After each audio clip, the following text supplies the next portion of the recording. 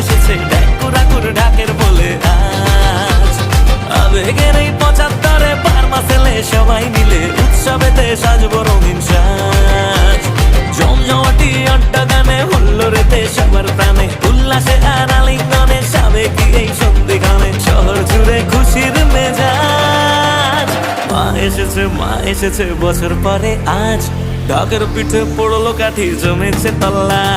মা এসেছে বছর